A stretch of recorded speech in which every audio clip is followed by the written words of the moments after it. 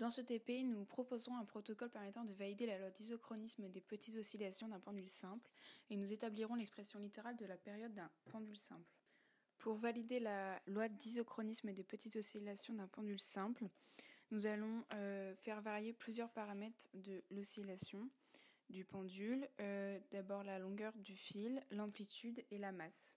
Tout d'abord, nous allons vérifier l'influence de l'amplitude.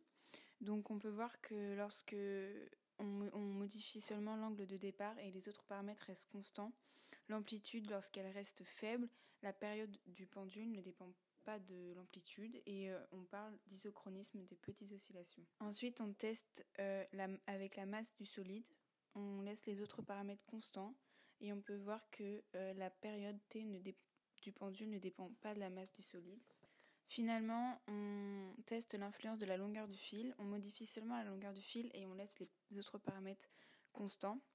Et ici, on peut voir que la période du pendule dépend de la longueur du fil et que si la longueur du fil augmente, la période augmente.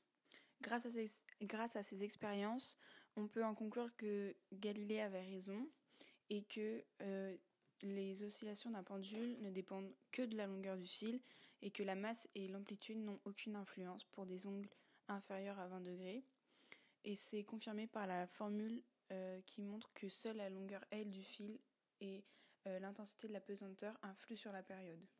On peut établir une relation de proportionnalité entre la période au carré et la longueur du fil. On trouve dans le document 4 une formule qui, si on la met au carré, donne t carré égale 4 pi carré L divisé par G, ce qui nous donne t carré sur L égale 4 pi carré sur G. Et le coefficient de proportionnalité est égal alors à 4 pi carré sur G, ce qui fait environ 4,02.